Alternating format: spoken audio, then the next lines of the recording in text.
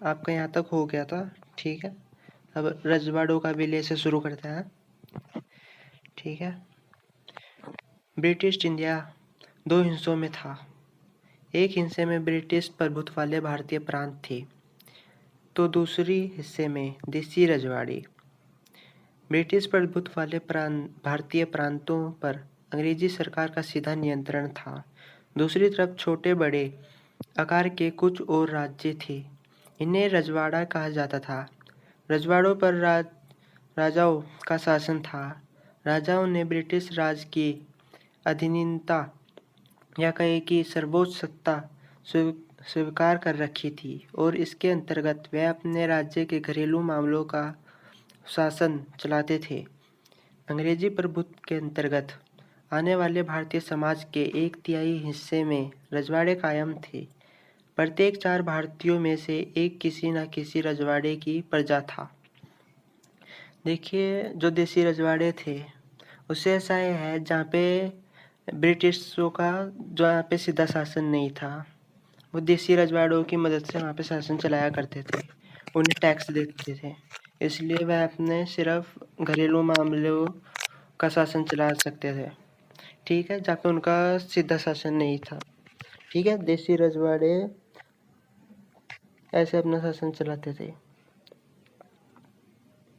समस्या यहाँ से आपका क्वेश्चन नहीं बनेगा, इसे छोड़ देते हैं। ठीक है,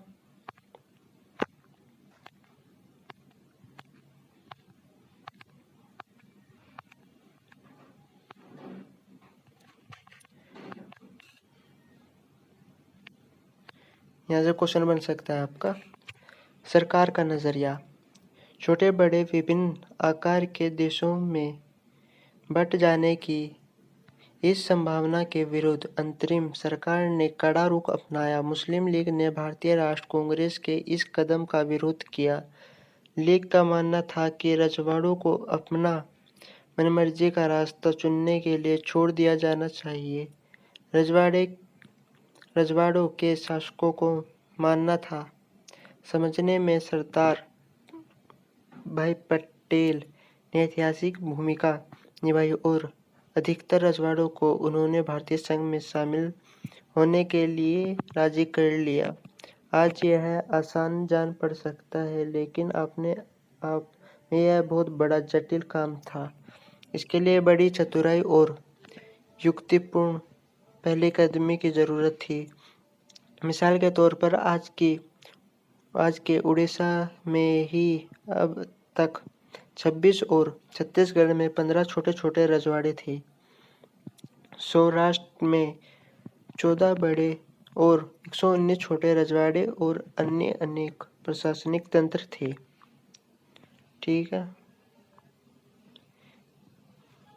देसी रजवाड़ों की इस चर्चा से 3 बातें सामने आती है। पहली बात तो है कि अधिकतर रजवाड़े के लोग भारतीय संघ में शामिल होना चाहते थे। दूसरी बात यह है कि भारतीय सरकार का रुख लचीला था और वह कुछ इलाकों को स्वायत्तता देने के लिए तैयार थी, जैसे कि जम्मू कश्मीर में हुआ। भारत सरकार ने विभिन्नताओं को सम्मान देने और विभिन्न क्षेत्रों की मांगों को संतुष्ट करने के लिए यह रुख अपनाया था। तीसरी बात, विभाजन की पृष्ठभूमि में विभिन्न इलाकों के सीमांकन के सवाल पर खींचातान जोर पकड़ रही थी और ऐसे में देश की क्षेत्रीय अखंडता एकता का सवाल सबसे ज़्यादा अहम उठा था। देखिए, यहाँ से आपका कोई क्वेश्चन तो नहीं बनेगा, पर आप ये जरूर पढ़ लीजिएगा, ये वाला इम्पोर्टेंट है। ठीक है, शांतिपूर्ण बातचीत के जरिए लगभग सभी रजवाड़े जिनकी सीमाएं आज़ाद हिंदुस्तान की नई सीमाओं से मिलती थी, 15 अगस्त 1947 से पहले ही भारतीय संघ में शामिल हो गए। अधिकार रजवाड़ों के शासकों ने भारतीय संघ में आने अपने विलय के लिए एक सहमति पत्र पर हस्ताक्षर किए। इस सहमति पत्र को, ये मोस्ट इम्पोर्टेंट है, इंस्ट्रूमेंट ऑफ एक्शन कहा गया। ठीक है, याद रखिएगा, इंस्ट्रूमेंट ऑफ एक्शन ये कहा गया, ये याद रखिएगा। ठीक है, एग्जाम में आ सकता है। ठीक है, कहा जाता है।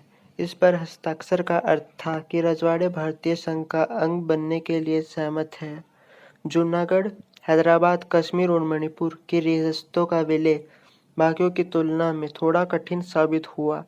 इस अध्याय में हम हैदराबाद और मणिपुर के रियासतों के विलय के मामले पर गौर करेंगे। कश्मीर के विलय के बारे में आप अध्याय 8 में पढ़ेंगे। ठीक है, जो 4 रियासतें थी वो थी जूनागढ़, हैदराबाद, कश्मीर और मणिपुर, जिनके भारत में मिलने में थोड़ा कठिनाई आई थी। ठीक है, ये याद रखिएगा आप। जूनागढ़, हैदराबाद, कश्मीर और मणिपुर भारतीय संघ में नहीं मिलना चाहती थी या आज़ाद रहना चाहती थी। ठीक है,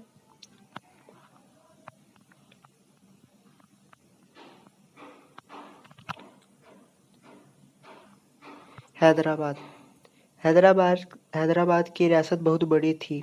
यह रियासत चारों तरफ से हिंदुस्तानी इलाके से घिरी थी। पुराने हैदराबाद में कुछ हिस्से आज के महाराष्ट्र तथा कर्नाटक में, बाकी हिस्से आंध्र प्रदेश में। हैदराबाद के शासक को निजाम कहा जाता था। ये निजाम भी आपको याद रखना है, ये भी मोस्ट इम्पोर्टेंट है। ठीक है, और वह दुनिया के सबसे दौलतमंद लोगों में शुमार किया जाता था। निजाम चाहता था कि हैदराबाद की रियासत को आज़ाद रियासत का दर्जा दिया जाए। निजाम के सन 1947 के नवंबर में भारत के साथ यह स्थायित्व बहाल रखने का समझौता किया। यह समझौता 1 साल के लिए था। इस बीच भारत सरकार से हैदराबाद के निजाम की बातचीत जारी रही। ठीक है, इस दौरान हैदराबाद की रियासत के लोगों के बीच निजाम के शासन के खिलाफ एक आंदोलन ने जोर पकड़ा। तेलंगाना के किसान निजाम के दमनकारी शासन के खास तौर पर दुखी थे। वह निजाम के खिलाफ उठ खड़े हुए। महिलाएं, ये महिला वाला भी मोस्ट इम्पोर्टेंट है। ठीक है, ये भी पूछा जा सकता है कि हैदराबाद में महिलाओं ने कैसे प्रदर्शन किया। ठीक है, ये भी याद रखिएगा आप। महिलाएं निजाम के शासन में सबसे ज़्यादा जुल्म का शिकार हुई थी। महिलाएं भी बड़ी संख्या में इस आंदोलन में आ जुड़ी। ठीक है, हैदराबाद शहर इस आंदोलन का गढ़ बन गया। कम्युनिस्ट और हैदराबाद कांग्रेस पर आंदोलन का अग्रिम पंक्ति में थे। आंदोलन को देख निजाम ने लोगों के खिलाफ एक अर्ध सैनिक बल रवाना किया। इसे रजाकार कहा जाता था। ठीक है, ये रजाकार भी आप याद रखिएगा। ठीक है, ये भी पूछा जा सकता है एग्जाम में। रजाकार अव्वल दर्ज के संपादक और अत्याचारी थे। राजकारों ने गैर मुसलमानों को खास तौर पर अपना निशाना बनाया, जैसे कि हिंदू, सिख, ईसाई, जैन, उन सबको निशाना बनाया गया। ठीक है,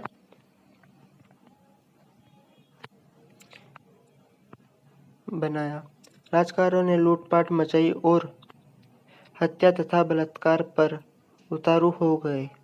1948 के लिए सितंबर में भारतीय सेना निजाम के सैनिकों पर काबू पाने के लिए हैदराबाद आ पहुंची। कुछ रोज तक रुक कर लड़ाई चली और इसके बाद निजाम ने आत्मसमर्पण कर लिया। निजाम ने आत्मसमर्पण के साथ ही हैदराबाद का भारत में विलय हो गया। ठीक है, यह हैदराबाद की कहानी है। अगली बार हम मणिपुर की पढ़ेंगे। ठीक है, वीडियो ज़्यादा लंबी हो जाएगी।